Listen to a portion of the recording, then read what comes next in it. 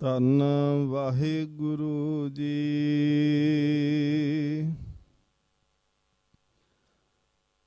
ਜਿਤਾ ਸਮੁੰਦ ਸਾਗਰ ਨੀਰ ਭਰਿਆ,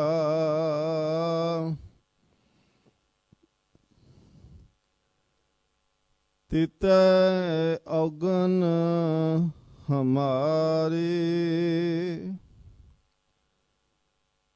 ਦਇਆ ਕਰਹੁ ਕਿਛ ਮਿਹਰ ਉਪਾਵੋ, ਡੁਬਦੇ ਪੱਥਰ ਤਾਰੇ।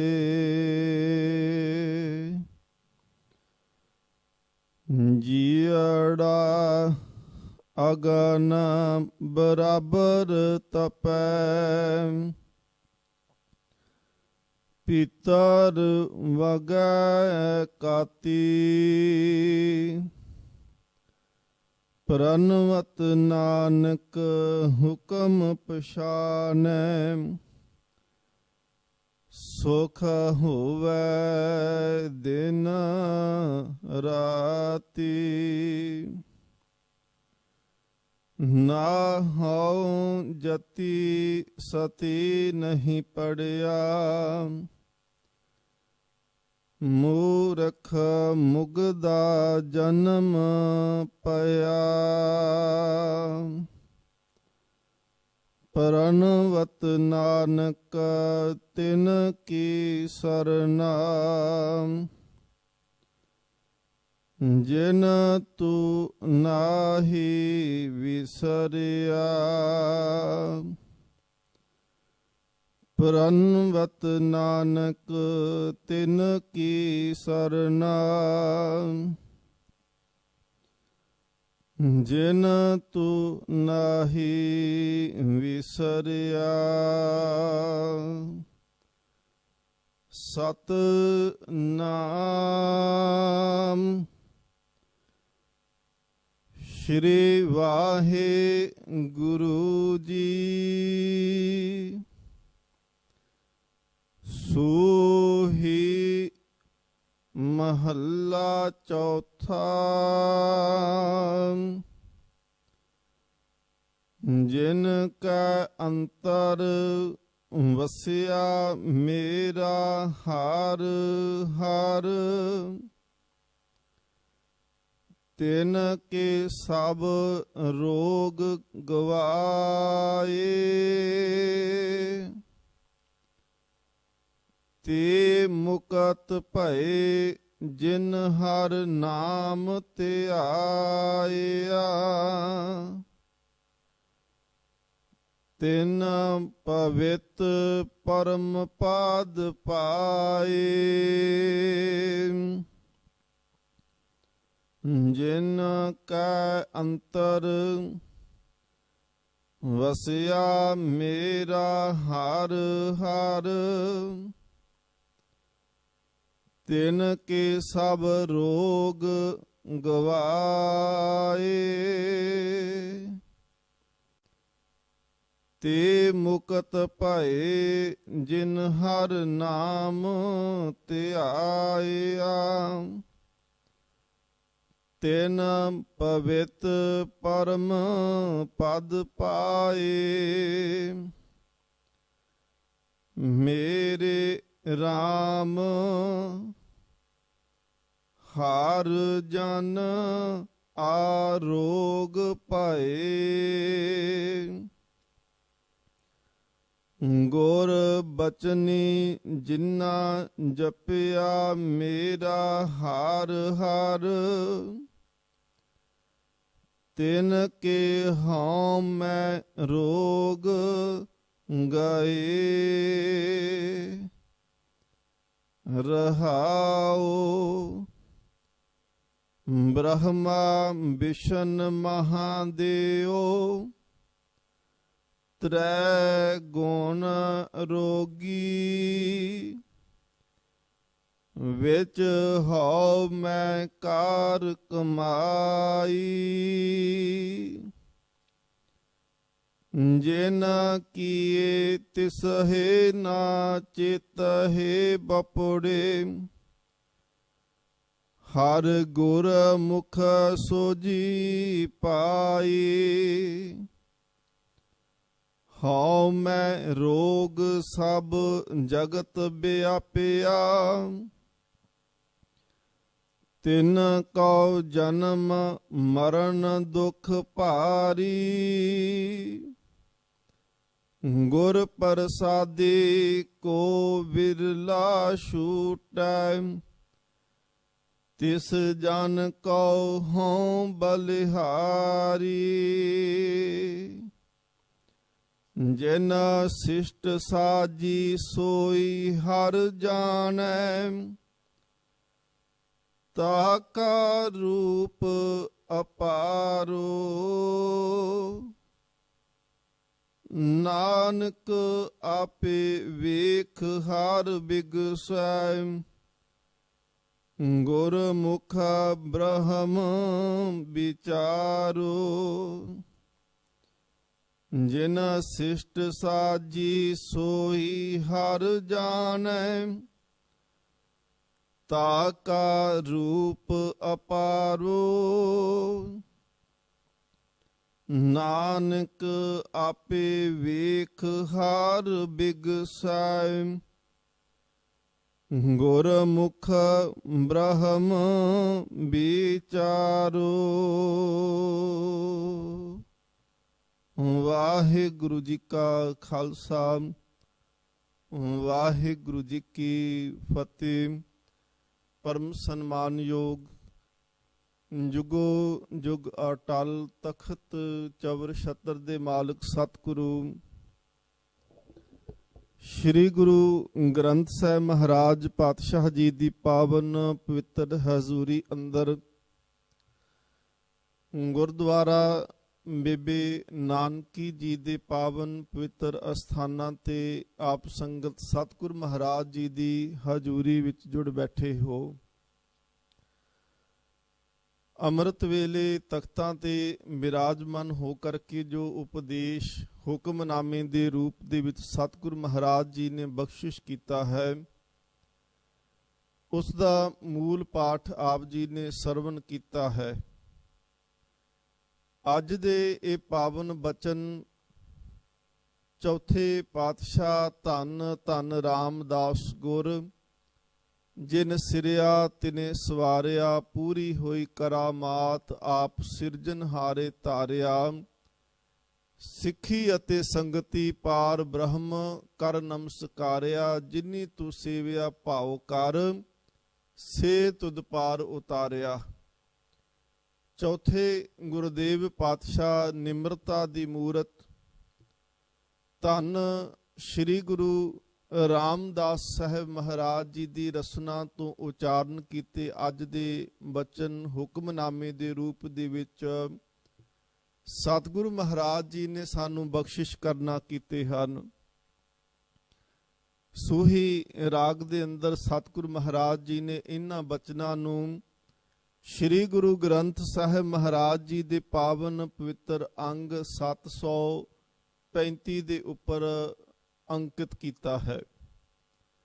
ਜਦੋਂ ਵੀ ਸਤਿਗੁਰੂ ਮਹਾਰਾਜ ਬਾਣੀ ਉਚਾਰਦੇ ਨੇ, ਲਿਖਦੇ ਨੇ, ਆਪ ਸੰਗਤ ਜਦੋਂ ਸਤਿਗੁਰੂ ਮਹਾਰਾਜ ਜੀ ਦੀ ਬਾਣੀ ਦਾ ਸਹਿਜ ਪਾਠ ਕਰੋ, ਬਾਣੀ ਨੂੰ ਜਦੋਂ ਪੜੋਗੇ ਤੇ ਆਪ ਦੇਖੋਗੇ ਕਿ ਸ੍ਰੀ ਰਾਗ ਤੋਂ ਲੈ ਕਰਕੇ ਤੇ ਜੈਤਸਰੀ ਜੈਜਾਵੰਤੀ ਰਾਗ ਤੱਕ ਜਿਹੜੀ ਸਮੁੱਚੀ ਬਾਣੀ ਹੈ ਉਹ ਸਤਿਗੁਰੂ ਮਹਾਰਾਜ ਨੇ ਰਾਗ ਬੱਧ ਉਚਾਰਨ ਕੀਤੀ ਹੈ। ਜੈਜਾਵੰਤੀ ਰਾਗ ਤੋਂ ਅੱਗੇ ਜਾ ਕਰਕੇ ਸਤਿਗੁਰੂ ਮਹਾਰਾਜ ਜੀ ਨੇ ਜਿਵੇਂ ਭਗਤ ਕਬੀਰ ਸਾਹਿਬ ਜੀ ਦੇ ਸ਼ਲੋਕ ਨੇ, ਬਾਬਾ ਫਰੀਦ ਸਾਹਿਬ ਜੀ ਦੇ ਸ਼ਲੋਕ ਨੇ, ਸਹਿਸਕ੍ਰਿਤੀ ਗੁਰੂ ਨਾਨਕ ਦੇ ਮਹਾਰਾਜ ਗੁਰੂ ਅਰਜਨ ਦੇਵ ਮਹਾਰਾਜ ਸੱਚੇ ਪਾਤਸ਼ਾਹ ਜੀ ਦੀ ਹੈ। ਫੁਨਹੇ ਹੈ ਸੱਚੇ ਪਾਤਸ਼ਾਹ ਮਹਾਰਾਜ ਜੀ ਨੇ ਜਾਂ 12 ਤੇ ਵਧੇਕ ਸ਼ਲੋਕ ਦਰਜ ਕੀਤੇ, ਜਾਂ ਸੱਚੇ ਪਾਤਸ਼ਾਹ ਮਹਾਰਾਜ ਜੀ ਨੇ ਭੱਟਾਂ ਦੇ ਸਵਈਏ ਜਿਹੜੇ ਦਰਜ ਕੀਤੇ ਹਨ। ਇਹ ਰਾਗ ਰਹਿਤ ਬਾਣੀ ਹੈ, ਰਾਗ ਬੱਧ ਬਾਣੀ ਸ੍ਰੀ ਰਾਗ ਤੋਂ ਆਰੰਭ ਹੁੰਦੀ ਏ। ਸ੍ਰੀ ਰਾਗ ਤੋਂ ਪਹਿਲਾਂ ਵੀ ਜਿਹੜੀ ਬਾਣੀ ਅਸੀਂ ਨਿਤਨੇਮ ਰੂਪ ਦੇ ਵਿੱਚ ਪੜ੍ਹਦੇ ਹਾਂ, ਜਿੰਦੇ ਵਿੱਚ ਜਪਜੀ ਸਾਹਿਬ ਹੈ, ਜਿੰਦੇ ਵਿੱਚ ਸੋਦਰ ਦੇ ਸ਼ਬਦ ਨੇ, ਜਿੰਦੇ ਵਿੱਚ ਸੋਹਿਲਾ ਸਾਹਿਬ ਦੀ ਬਾਣੀ ਹੈ, ਇਹਨੂੰ ਰਾਗ ਰਹਿਤ ਬਾਣੀ ਦੇ ਵਿੱਚ ਗਿਣਦੇ ਨੇ ਵਿਦਵਾਨ ਸੱਜਣ। ਅੱਜ ਸਤਿਗੁਰ ਮਹਾਰਾਜ ਜੀ ਨੇ ਜੋ ਕਿਰਪਾ ਕੀਤੀ ਹੈ, ਮਹਾਰਾਜ ਬਖਸ਼ਿਸ਼ ਕਰ ਰਹੇ ਨੇ, ਜਿਨ ਕਾ ਅੰਤਰ ਵਸਿਆ ਮੇਰਾ ਹਰ ਹਰ, ਤਿਨ ਕੇ ਸਭ ਰੋਗ ਗਵਾਏ। ਜਿਵੇਂ ਕਿਸੇ ਨੂੰ ਕੋਈ ਰੋਗ ਲੱਗਦਾ ਹੈ ਤਾਂ ਸਭ ਤੋਂ ਪਹਿਲਾਂ ਉਹਦੇ ਲੱਛਣ ਪ੍ਰਗਟ ਹੁੰਦੇ ਨੇ ਕਿ ਰੋਗ ਹੈ ਤਾਂ ਉਹਦੇ ਲੱਛਣ ਵੀ ਹੋਣਗੇ, ਕੋਈ ਚਿੰਨ੍ਹ ਜਿਹੜੇ ਨੇ ਉਹ ਦਿਖਾਈ ਦੇਣਗੇ। ਜਿਵੇਂ ਇਮਾਰਤਾਂ ਨੂੰ ਵੀ ਦੇਖੋ, ਜਿਵੇਂ ਗੁਰੂ ਘਰ ਦੀ ਇਮਾਰਤ ਹੋਵੇਗੀ ਤੇ ਉਸ ਇਮਾਰਤ ਦੇ ਉੱਪਰ ਨਿਸ਼ਾਨ ਸਾਹਿਬ ਹੋਵੇਗਾ, ਖੰਡੇ ਦਾ ਨਿਸ਼ਾਨ ਹੋਵੇਗਾ, ਤੇ ਦੂਰੋਂ ਦੇਖ ਕੇ ਜਿਹੜਾ ਹੈ ਉਹ ਪਤਾ ਲੱਗ ਜਾਂਦਾ ਹੈ ਕਿ ਇਹ ਅਸਥਾਨ ਜਿਹੜਾ ਹੈ ਉਹ ਸਿੱਖਾਂ ਦੇ ਨਾਲ ਸੰਬੰਧਿਤ ਹੈ, ਇਹ ਗੁਰਦੁਆਰਾ ਸਾਹਿਬ ਹੈ। ਜੇਕਰ ਇਮਾਰਤ ਦੇ ਉੱਪਰ ਮਹਿਰਾਬ ਲੱਗਿਆ ਹੋਵੇ, ਚੰਦ ਤਾਰਾ ਲੱਗਿਆ ਹੋਵੇ, ਤੇ ਫਿਰ ਦੇਖਣ ਵਾਲਾ ਕਹੇਗਾ ਇਹ ਮਸਜਿਦ ਹੈ। ਇਹਦੇ ਵਿੱਚ ਇਸਲਾਮ ਧਰਮ ਦੇ ਲੋਕ ਜਿਹੜੇ ਨੇ ਉਹ ਆਪਣੀ ਇਸ਼ਟ ਦੀ ਪੂਜਾ ਕਰਨ ਵਾਸਤੇ, ਆਪਣਾ ਅਕੀਦਾ ਭੇਟ ਕਰਨ ਵਾਸਤੇ ਜਾਂਦੇ ਨੇ। ਜੇ ਇਮਾਰਤ ਦੇ ਉੱਪਰ ਕੋਈ ਤੀਰ ਦਾ ਨਿਸ਼ਾਨ ਲੱਗਿਆ, ਕਮਾਨ ਦਾ ਨਿਸ਼ਾਨ ਲੱਗਿਆ ਹੋਵੇ, ਫਿਰ ਉੱਥੋਂ ਪਤਾ ਲੱਗਦਾ ਹੈ ਕਿ ਇਹ ਇਮਾਰਤ ਜਿਹੜੀ ਹੈ ਇਹ ਹਿੰਦੂ ਧਰਮ ਦਾ ਅਸਥਾਨ ਹੈ। ਤੇ ਜੇ ਸਲੀਬ ਉੱਪਰ ਲੱਗੀ ਹੋਵੇ ਤਾਂ ਉੱਥੋਂ ਪਤਾ ਲੱਗ ਜਾਂਦਾ ਹੈ ਕਿ ਇਹ ਈਸਾਈ ਧਰਮ ਦਾ ਕੋਈ ਚਰਚ ਹੋਵੇਗੀ। ਜਿਵੇਂ ਇਮਾਰਤਾਂ ਜਿਹੜੀਆਂ ਨੇ ਉਹਨਾਂ ਦੀ ਵੱਖਰੀ ਵੱਖਰੀ ਨਿਸ਼ਾਨੀਆਂ ਤੋਂ ਪਤਾ ਲੱਗਦਾ ਹੈ ਕਿ ਇਹਦੇ ਅੰਦਰ ਕਿਹੜੇ ਧਰਮ ਦੇ ਲੋਕ ਜਾ ਕੇ ਆਪਣੇ ਇਸ਼ਟ ਦੀ ਪੂਜਾ ਕਰਦੇ ਨੇ। ਜਿਵੇਂ ਸਰੀਰ ਗਰਮ ਹੋਵੇ ਤੇ ਅੰਦਾਜ਼ਾ ਲਾਉਣ ਵਾਲਾ ਵੈਦ ਕਹੇਗਾ ਕਿ ਤੇਰੇ ਅੰਦਰ ਤਾਪ ਹੈ, ਤੇਰੇ ਅੰਦਰ ਗਰਮੀ ਵੱਧ ਗਈ ਹੈ, ਜਿੰਦੇ ਕਰਕੇ ਤੇਰਾ ਅੰਦਰ ਦਾ ਸੰਤੁਲਨ ਵਿਗੜ ਗਿਆ ਹੈ। ਜੇਕਰ ਕੋਈ ਹੋਰ ਰੋਗ ਸਰੀਰ ਦੇ ਵਿੱਚ ਪੈਦਾ ਹੁੰਦਾ ਹੈ ਤੇ ਉਹਦੀਆਂ ਅਲਾਮਤਾਂ ਦੇਖ ਕੇ, ਉਹਦੇ ਲੱਛਣ ਦੇਖ ਕੇ ਸਿਆਣੇ ਡਾਕਟਰ, ਹਕੀਮ, ਵੈਦ ਲੋਕ ਜਿਹੜੇ ਨੇ ਉਹ ਰੋਗਾਂ ਦਾ ਅੰਦਾਜ਼ਾ ਲਾਉਂਦੇ ਨੇ। ਸੱਚੇ ਪਾਤਸ਼ਾਹ ਮਹਾਰਾਜ ਕਹਿੰਦੇ ਨੇ ਪਰ ਇੱਕ ਰੋਗ ਐਸਾ ਹੈ ਜਿਹਨੂੰ ਮਹਾਰਾਜ ਜੀ ਨੇ ਅਸਾਧ ਰੋਗ ਆਖਿਆ, ਕਿਹਾ ਕਿ ਇਹ ਰੋਗ ਬੜਾ ਹੀ ਖਤਰਨਾਕ ਹੈ, ਇਸ ਰੋਗ ਤੋਂ ਬਚਣਾ ਬੜਾ ਔਖਾ ਹੈ, ਇਹਦਾ ਇਲਾਜ ਕਰਨਾ ਵੀ ਬੜਾ ਔਖਾ ਹੈ। ਸੱਚੇ ਪਾਤਸ਼ਾਹ ਮਹਾਰਾਜ ਕਹਿੰਦੇ ਨੇ ਹਉਮੈ ਦੀਰਘ ਰੋਗ ਹੈ। ਦੀਰਘ ਤੋਂ ਭਾਵ ਹੈ ਕਿ ਬਹੁਤ ਵੱਡਾ ਰੋਗ ਜਿਹੜਾ ਛੇਤੀ ਕਾਬੂ ਦੇ ਵਿੱਚ ਨਾ ਆ ਸਕੇ। ਜਿਵੇਂ ਸੰਸਾਰ ਦੇ ਵਿੱਚ ਬਹੁਤ ਸਾਰੀਆਂ ਐਸੀਆਂ ਬਿਮਾਰੀਆਂ ਨੇ ਜਿਨ੍ਹਾਂ ਦੇ ਵਾਸਤੇ ਮਰੀਜ਼ ਜਿਹੜਾ ਹੈ ਉਹ ਬਹੁਤ ਜੂਝਦਾ ਹੈ, ਤੇ ਬਹੁਤ ਘੱਟ ਮਰੀਜ਼ ਹੁੰਦੇ ਨੇ ਜਿਹੜੇ ਇਹਨਾਂ ਬਿਮਾਰੀਆਂ ਦੀ ਪਕੜ ਤੋਂ ਬਾਹਰ ਆਉਂਦੇ ਨੇ। ਸੱਚੇ ਪਾਤਸ਼ਾਹ ਮਹਾਰਾਜ ਕਹਿੰਦੇ ਨੇ ਪਰ ਇਸ ਰੋਗ ਦਾ ਇਲਾਜ ਹੋ ਸਕਦਾ ਹੈ। ਜਿਹੜਾ ਦੀਰਘ ਰੋਗ ਹੈ, ਜਿਹੜਾ ਪੁਰਾਣਾ ਰੋਗ ਹੈ, ਇਹ ਪੁਰਾਣਾ ਜਿਉਂ-ਜਿਉਂ ਰੋਗ ਹੋਵੇਗਾ ਤਿਉਂ-ਤਿਉਂ ਜ਼ਿਆਦਾ ਖਤਰਨਾਕ ਹੋ ਜਾਏਗਾ। ਜਦੋਂ ਰੋਗ ਦੀ ਸਮਝ ਲੱਗ ਜਾਏ, ਜੇਕਰ ਉਸੇ ਹੀ ਸਮੇਂ ਇਲਾਜ ਕੀਤਾ ਜਾਏ ਤਾਂ ਰੋਗ ਤੋਂ ਬਚਿਆ ਜਾ ਸਕਦਾ ਹੈ। ਪਰ ਜਦੋਂ ਰੋਗ ਪੁਰਾਣਾ ਹੁੰਦਾ ਹੈ ਫਿਰ ਉਹਨੂੰ ਠੀਕ ਕਰਨ ਲੱਗਿਆਂ ਵੀ ਬਹੁਤਾ ਸਮਾਂ ਦੇਣਾ ਪੈਂਦਾ ਹੈ। ਮਹਾਰਾਜ ਕਹਿੰਦੇ ਨੇ ਇਹ ਜਿਹੜਾ ਹਉਮੈ ਦਾ ਰੋਗ ਹੈ ਇਹ ਇਨਸਾਨ ਦੇ ਵਿੱਚ ਬਹੁਤ ਪੁਰਾਣਾ ਹੈ, ਔਰ ਇੰਨਾ ਪੁਰਾਣਾ ਹੈ ਕਿ ਜਦੋਂ ਤੋਂ ਇਹ ਇਸ ਯਾਤਰਾ ਤੇ ਤੁਰਿਆ ਨਾ, ਜੂਨਾਂ ਦੀ ਯਾਤਰਾ ਲੰਗੀ, ਜੂਨਾਂ ਤੋਂ ਬਾਅਦ ਕਈ ਜਨਮ ਭਟਕਣ ਤੋਂ ਬਾਅਦ ਵਿੱਚ ਫਿਰ ਮਨੁੱਖਾ ਸਰੀਰ ਮਿਲਿਆ। ਕਈ ਲੋਕ ਕਹਿਣਗੇ ਜੀ ਸਾਨੂੰ ਪ੍ਰਮਾਤਮਾ ਨੇ ਕੁਛ ਨਹੀਂ ਦਿੱਤਾ। ਸੱਚੇ ਪਾਤਸ਼ਾਹ ਮਹਾਰਾਜ ਕਹਿੰਦੇ ਤੇਰੇ ਭਾਗ ਚੰਗੇ ਸੀ, ਤੈਨੂੰ ਇਨਸਾਨਾਂ ਵਾਲਾ ਜਨਮ ਦੇ ਦਿੱਤਾ ਹੈ। ਦੁਰਲੱਭ ਦੇਹ ਪਾਈ ਵਡਭਾਗੀ। ਮਹਾਰਾਜ ਕਹਿੰਦੇ ਨੇ ਇਹ ਸਰੀਰ ਦੁਰਲੱਭ ਹੈ, ਇਹ ਮਿਲਦਾ ਨਹੀਂ ਹੈ। ਇਹ ਤਾਂ ਪਰਮਾਤਮਾ ਦੀ ਬਖਸ਼ਿਸ਼ ਹੈ, ਵੱਡੇ ਭਾਗਾਂ ਦੀ ਨਿਸ਼ਾਨੀ ਹੈ ਕਿ ਮਨੁੱਖਾ ਸਰੀਰ ਮਿਲਿਆ। ਪਰ ਜਿਹੜੇ ਮਨੁੱਖਾ ਸਰੀਰ ਪ੍ਰਾਪਤ ਕਰਕੇ ਵੀ ਇਹਦਾ ਯੋਗ ਜਿਹੜਾ ਹੈ ਉਹ ਵਰਤੋਂ ਨਹੀਂ ਕਰ ਸਕਦੇ, ਮਹਾਰਾਜ ਪਾਤਸ਼ਾਹ ਕਹਿੰਦੇ ਨੇ ਬਿਰਥਾ ਜਾਤ ਆਪ ਵਿਕੈ। ਅਗਿਆਨਤਾ ਦੇ ਵਸ ਹੋ ਕਰਕੇ, ਛੋਟੀ ਬੁੱਧੀ ਦੇ ਵਸ ਹੋਣ ਕਰਕੇ ਮਹਾਰਾਜ ਕਹਿੰਦੇ ਨੇ ਇਹ ਮਨੁੱਖਾ ਸਰੀਰ ਵਿਅਰਥ ਤੁਰਿਆ ਜਾ ਰਿਹਾ ਹੈ। ਬਹੁਮੁੱਲਾ ਸਰੀਰ ਜਿੰਦਾ ਮੁੱਲ ਨਹੀਂ ਤਾਰਿਆ ਜਾ ਸਕਦਾ। ਮਹਾਰਾਜ ਕਹਿੰਦੇ ਇਹ ਦੁਰਲੱਭ ਦੇਹ ਹੈ, ਇਹ ਲੱਭੀ ਨਹੀਂ ਜਾ ਸਕਦੀ, ਆਪਣੀ ਮਰਜ਼ੀ ਦੇ ਨਾਲ ਪ੍ਰਾਪਤ ਵੀ ਨਹੀਂ ਹੁੰਦੀ। ਜਿਵੇਂ ਪਰਮਾਤਮਾ ਦੇ ਨਾਮ ਨੂੰ ਵੀ ਆਖਦੇ ਨੇ ਕਿ ਪਰਮਾਤਮਾ ਦਾ ਨਾਮ ਦੁਰਲੱਭ ਹੈ, ਤੇ ਦੁਰਲੱਭ ਵਸਤੂ ਦੇ ਨਾਲ ਹੀ ਦੁਰਲੱਭ ਚੀਜ਼ ਮਿਲ ਸਕਦੀ ਹੈ। ਪਰਮਾਤਮਾ ਦੀ ਪ੍ਰਾਪਤੀ ਮਨੁੱਖਾ ਸਰੀਰ ਦੇ ਰਾਹੀਂ ਹੀ ਪ੍ਰਾਪਤ ਹੋ ਸਕਦੀ ਹੈ। ਸੱਚੇ ਪਾਤਸ਼ਾਹ ਮਹਾਰਾਜ ਅੱਜ ਆਖਦੇ ਨੇ ਕਿ ਸਰੀਰ ਪਰਮਾਤਮਾ ਨੇ ਦਿੱਤਾ, ਤੇ ਇਸ ਸਰੀਰ ਦੇ ਵਿੱਚ ਬਹੁਤ ਸਾਰੇ ਰੋਗ ਲੱਗੇ ਹੋਏ ਸੀ। ਇਹ ਸਰੀਰ ਵਿਕਾਰੀ ਹੋ ਚੁੱਕਿਆ ਸੀ। ਇਹ ਸਰੀਰ ਜਿਹੜਾ ਸੀ ਇਹ ਮੋਹ ਮਾਇਆ ਦੇ ਵਾਸ਼ਨਾ ਦੀ ਬਿਮਾਰੀਆਂ ਦੇ ਵਿੱਚ ਫਸ ਚੁੱਕਿਆ ਸੀ। ਇਹਨੂੰ ਹੰਕਾਰ ਦਾ ਰੋਗ ਲੱਗ ਚੁੱਕਿਆ ਸੀ। ਪਰ ਮਹਾਰਾਜ ਕਹਿੰਦੇ ਜਿਨ ਕੈ ਅੰਤਰ ਵਸਿਆ ਮੇਰਾ ਹਰ ਹਰ, ਜਿਨ੍ਹਾਂ ਦੇ ਹਿਰਦੇ ਦੇ ਵਿੱਚ ਪਰਮਾਤਮਾ ਦਾ ਨਾਮ ਵਸ ਜਾਂਦਾ ਹੈ, ਜਿਹੜੇ ਉੱਠਦਿਆਂ ਬੈਠਦਿਆਂ ਪਰਮਾਤਮਾ ਦਾ ਨਾਮ ਜਪਦੇ ਨੇ, ਤੁਰਦਿਆਂ ਫਿਰਦਿਆਂ ਪਰਮਾਤਮਾ ਦਾ ਨਾਮ ਜਪਦੇ ਨੇ, ਹਰ ਸਵਾਸ ਦੇ ਨਾਲ ਰੱਬ ਦੇ ਨਾਮ ਨੂੰ ਜਪਦੇ ਪਏ ਨੇ, ਜਿਨ੍ਹਾਂ ਨੂੰ ਨਾ ਤੇ ਰੋਟੀ ਖਾਂਦਿਆਂ ਰੱਬ ਭੁੱਲਦਾ ਹੈ ਤੇ ਨਾ ਸਾਹ ਲੈਂਦਿਆਂ ਹੋਇਆਂ ਰੱਬ ਭੁੱਲਦਾ ਹੈ। ਐਸੇ ਹੀ ਗੁਰਮੁਖਾਂ ਨੂੰ ਮਹਾਰਾਜ ਜੀ ਸੰਤ ਆਖਦੇ ਨੇ, ਜਿਨ ਸਾਸ ਗਿਰਾਸ ਨਾ ਵਿਸਰੈ, ਹਰ ਨਾਮਾ ਮਨਮੰਤ ਧਨ ਸਿਸੀ, ਨਾਨਕਾ ਪੂਰਨ ਸੋਈ ਸੰਤ। ਸੱਚੇ ਪਾਤਸ਼ਾਹ ਮਹਾਰਾਜ ਕਹਿੰਦੇ ਨੇ ਫਿਰ ਜਦੋਂ ਹਿਰਦੇ ਵਿੱਚ ਪਰਮਾਤਮਾ ਵਸ ਜਾਂਦਾ ਹੈ ਨਾ, ਮਹਾਰਾਜ ਕਹਿੰਦੇ ਨੇ ਜੋ ਜੋ ਦਿਸੈ ਸੋ ਸੋ ਰੋਗੀ। ਮਹਾਰਾਜ ਕਹਿੰਦੇ ਜੋ ਵੀ ਸੰਸਾਰ ਦੇ ਵਿੱਚ ਦਿਸਦਾ ਪਿਆ ਹੈ ਨਾ, ਉਹ ਰੋਗ ਦੇ ਨਾਲ ਗ੍ਰਸਿਆ ਹੈ। ਕਿਸੇ ਨੂੰ ਤਨ ਦੇ ਰੋਗ ਨੇ ਤੇ ਕਿਸੇ ਨੂੰ ਮਨ ਦੇ ਰੋਗ ਨੇ।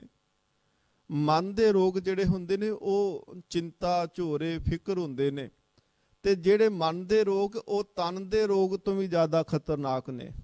ਤਨ ਦਾ ਰੋਗ ਆਉਂਦਾ ਹੈ ਤੇ ਥੋੜੇ ਚਿਰ ਦੇ ਵਿੱਚ ਉਹਦਾ ਇਲਾਜ ਹੋ ਜਾਂਦਾ ਹੈ ਤੇ ਉਹ ਠੀਕ ਵੀ ਹੋ ਜਾਂਦਾ ਹੈ। ਪਰ ਜਿਹੜੇ ਮਨ ਦੇ ਰੋਗ ਨੇ, ਇਹ ਚਿੰਤਾ ਰੋਗ, ਵਿਦਵਾਨ ਕਹਿੰਦੇ ਸੀ ਚਿੰਤਾ ਜਿਹੜੀ ਹੈ ਉਹ ਚਿਖਾ ਸਮਾਨ ਹੈ, ਚਿੰਤਾ ਚਿਖਾ ਦੇ ਵਾਂਗ ਹੈ। ਸੋ ਇਸ ਕਰਕੇ ਵਿਦਵਾਨ ਮੰਨਦੇ ਨੇ ਕਿ ਜਿਹੜੇ ਮਨ ਦੇ ਰੋਗ ਨੇ ਉਹ ਜ਼ਿਆਦਾ ਅਸਾਧ ਨੇ, ਜ਼ਿਆਦਾ ਸਮਾਂ ਲੱਗਦਾ ਹੈ ਉਹਨਾਂ ਨੂੰ ਠੀਕ ਕਰਨ ਵਾਸਤੇ, ਕਿਉਂਕਿ ਅਸੀਂ ਮਨ ਜਿਹੜਾ ਹੈ ਉਹ ਵੈਦ ਕੋਲ ਨਹੀਂ ਲੈ ਕੇ ਆਉਂਦੇ, ਮਨ ਜਿਹੜਾ ਹੈ ਉਹ ਡਾਕਟਰ ਦੇ ਕੋਲ ਨਹੀਂ ਲੈ ਕੇ ਆਉਂਦੇ, ਮਨ ਜਿਹੜਾ ਹੈ ਜਿਹਨੇ ਇਲਾਜ ਕਰਨਾ ਉਹਦੇ ਕੋਲ ਨਹੀਂ ਲੈ ਕੇ ਆ ਰਹੇ। ਇਸ ਕਰਕੇ ਮਨ ਜਿਹੜਾ ਹੈ ਉਹ ਜ਼ਿਆਦਾ ਰੋਗੀ ਹੋ ਚੁੱਕਿਆ ਹੈ, ਜ਼ਿਆਦਾ ਇਹਦਾ ਰੋਗ ਪੱਕ ਚੁੱਕਿਆ ਹੈ, ਇਹਨੂੰ ਠੀਕ ਕਰਨਾ ਔਖਾ ਹੋ ਜਾਂਦਾ ਹੈ। ਜਿਵੇਂ ਕਈ ਪੱਕੇ ਰੋਗ ਜਿਹੜੇ ਨੇ ਨਾ ਉਹ ਸਰੀਰ ਦੇ ਵੀ ਹੁੰਦੇ ਨੇ। ਸੱਚੇ ਪਾਤਸ਼ਾਹ ਮਹਾਰਾਜ ਜੀ ਨੂੰ ਬਾਣੀ ਵਿੱਚ ਦਰਜ ਕੀਤਾ। ਮਹਾਰਾਜ ਕਹਿੰਦੇ ਨੇ ਜੀਓ ਤਪਤ ਹੈ, ਬਾਰੋ ਬਾਰ ਤਪ ਤਪ ਖਪੇ ਬਹੁਤ ਬੇਕਾਰ, ਜੈ ਤਨ ਬਾਣੀ ਵਿਸਰ ਜਾਏ ਜੋ ਪੱਕਾ ਰੋਗੀ, ਵਿਲ ਲਾਏ ਪੱਕਾ ਰੋਗੀ। ਜਿੰਦਾ ਰੋਗ ਪੱਕ ਗਿਆ ਹੋਵੇ, ਜਿਹੜਾ ਰੋਗ ਠੀਕ ਨਾ ਹੁੰਦਾ ਹੋਵੇ, ਉਹਨੂੰ ਕਹਿੰਦੇ ਨੇ ਪੱਕਾ ਰੋਗੀ ਹੈ, ਇਹਦਾ ਇਲਾਜ ਹੀ ਨਹੀਂ ਹੋ ਸਕਦਾ। ਧੰਨ ਗੁਰੂ ਨਾਨਕ ਦੇਵ ਸੱਚੇ ਪਾਤਸ਼ਾਹ ਮਹਾਰਾਜ ਜਦੋਂ ਪਹਿਲੀ ਉਦਾਸੀ ਦੇ ਸਮੇਂ ਮਹਾਰਾਜ ਚੱਲੇ ਨੇ ਸੁਲਤਾਨਪੁਰ ਲੋਧੀ ਦੀ ਧਰਤੀ ਤੋਂ, ਤੇ ਸੱਚੇ ਪਾਤਸ਼ਾਹ ਮਹਾਰਾਜ ਉਥੋਂ ਜਿਹੜਾ ਤੁਰਨ ਦਾ ਰਸਤਾ ਸੀ, ਮਹਾਰਾਜ ਉਥੋਂ ਗੋਇੰਦਵਾਲ ਦਾ ਦਰਿਆ ਜਿਹੜਾ ਬਿਆਸ ਦਰਿਆ ਦਾ ਤੱਟ ਸੀ ਉਹ ਮਹਾਰਾਜ ਜੀ ਨੇ ਪਾਰ ਕੀਤਾ। ਤੱਟ ਪਾਰ ਕਰਨ ਤੋਂ ਬਾਅਦ ਵਿੱਚ ਸੱਚੇ ਪਾਤਸ਼ਾਹ ਮਹਾਰਾਜ ਜੀ ਨੇ ਪੜਾਅ ਜਿਹੜਾ ਸੀ, ਜਿੱਥੇ ਅੱਜ ਗੋਇੰਦਵਾਲ ਸਾਹਿਬ ਧੰਨ ਗੁਰੂ ਅਮਰਦਾਸ ਮਹਾਰਾਜ ਜੀ ਦਾ ਸਥਾਨ ਹੈ, ਉੱਥੇ ਮਹਾਰਾਜ ਜੀ ਨੇ ਪਹਿਲਾ ਪੜਾਅ ਕੀਤਾ। ਬਹੁਤ ਸੰਗਤ ਉੱਥੇ ਦਰਸ਼ਨ ਕਰਨ ਵਾਸਤੇ ਆਈ। ਉਹਨਾਂ ਨੇ ਬੜੀਆਂ ਭੇਟਾਂ ਵੀ ਲਿਆ ਕਰਕੇ ਧੰਨ ਗੁਰੂ ਨਾਨਕ ਦੇਵ ਮਹਾਰਾਜ ਜੀ ਦੇ ਚਰਨਾਂ ਦੇ ਵਿੱਚ ਰੱਖਣੀਆਂ ਕੀਤੀਆਂ। ਤੇ ਜਦੋਂ ਮਹਾਰਾਜ ਅਗਲੇ ਦਿਨ ਤੁਰਨ ਲੱਗੇ ਤੇ ਭਾਈ ਮਰਦਾਨਾ ਉਹਨਾਂ ਸਾਰੀਆਂ ਭੇਟਾਂ ਦੀ ਪੰਡ ਬੰਨੀ ਬੈਠਾ ਸੀ। ਸਤਿਗੁਰੂ ਮਹਾਰਾਜ ਪਾਤਸ਼ਾਹ ਕਹਿੰਦੇ ਨਹੀਂ, ਇਹ ਲੈ ਕੇ ਨਹੀਂ ਜਾਣੀਆਂ। ਕਹਿੰਦੇ ਮਹਾਰਾਜ ਇਹ ਤੇ ਆਪਾਂ ਨੂੰ ਹੀ ਦਿੱਤੀਆਂ ਨੇ। ਸਤਿਗੁਰੂ ਮਹਾਰਾਜ ਕਹਿੰਦੇ ਜੇ ਭੇਟਾਂ ਇਕੱਠੀਆਂ ਕਰਨ ਲੱਗ ਪਿਆ ਤੇ ਫਿਰ ਗੁਰਮਤ ਦੀ ਗੱਲ ਨਹੀਂ ਹੋਣੀ, ਫਿਰ ਭੇਟਾਂ ਵਾਲੇ ਪਾਸੇ ਧਿਆਨ ਹੋ ਜਾਏਗਾ ਤੇ ਕਿੰਨਾ ਕੁ ਭਾਰ ਨਾਲ ਚੁੱਕ ਕੇ ਲਈ ਫਿਰੇਗਾ। ਉੱਥੇ ਫਿਰ ਜੋ ਕੁਝ ਸੰਗਤ ਨੇ ਭੇਟ ਕੀਤਾ ਸੀ ਮਹਾਰਾਜ ਨੇ ਉੱਥੇ ਗਰੀਬਾਂ ਦੇ ਵਿੱਚ ਵੰਡਿਆ। ਫਤਿਆਂ ਬਾਅਦ ਸਤਿਗੁਰੂ ਮਹਾਰਾਜ ਜੀ ਨੇ ਪੜਾਅ ਕੀਤਾ। ਉਸ ਤੋਂ ਬਾਅਦ ਵਿੱਚ ਮਹਾਰਾਜ ਜਿੱਥੇ ਅੱਜ ਸੱਚਖੰਡ ਸ੍ਰੀ ਹਰਿਮੰਦਰ ਸਾਹਿਬ ਹੈ, ਡਾਕਟਰ ਮੁਹੰਮਦ ਲਤੀਫ ਉਹ ਲਿਖਦੇ ਨੇ ਕਿ ਜਿੱਥੇ ਹਰ ਕੀ ਪੌੜੀ ਹੈ ਉਸ ਅਸਥਾਨ ਤੇ ਗੁਰੂ ਨਾਨਕ ਦੇਵ ਮਹਾਰਾਜ ਸੱਚੇ ਪਾਤਸ਼ਾਹ ਤੇ ਭਾਈ ਮਰਦਾਨਾ ਜੀ ਉੱਥੇ ਬੈਠੇ ਨੇ, ਤੇ ਭਾਈ ਮਰਦਾਨੇ ਦੇ ਨਾਲ ਸਤਿਗੁਰੂ ਮਹਾਰਾਜ ਨੇ ਉੱਥੇ ਗੁਰਬਾਣੀ ਦਾ ਕੀਰਤਨ ਵੀ ਕੀਤਾ ਹੈ। ਜਿੱਥੇ ਹਰ ਕੀ ਪੌੜੀ ਤੋਂ ਅਸੀਂ ਚੂਲਾ ਲੈਨੇ ਹਾਂ ਜਲ ਦਾ ਉਸ ਅਸਥਾਨ ਦੇ ਉੱਤੇ। ਉਹਨੂੰ ਹਰ ਕੀ ਪੌੜੀ ਇਸ ਕਰਕੇ ਵੀ ਆਖਦੇ ਨੇ ਕਿ ਜਦੋਂ ਸਤਿਗੁਰੂ ਗੁਰੂ ਨਾਨਕ ਦੇਵ ਮਹਾਰਾਜ ਉੱਥੇ ਕੀਰਤਨ ਪਏ ਕਰਦੇ ਨੇ, ਉਸ ਵੇਲੇ ਫਿਰ ਪਰਮਾਤਮਾ ਵੀ ਨਾਲ ਆ ਕੇ ਉੱਥੇ ਮਹਾਰਾਜ ਜੀ ਦੇ ਬੈਠਿਆ।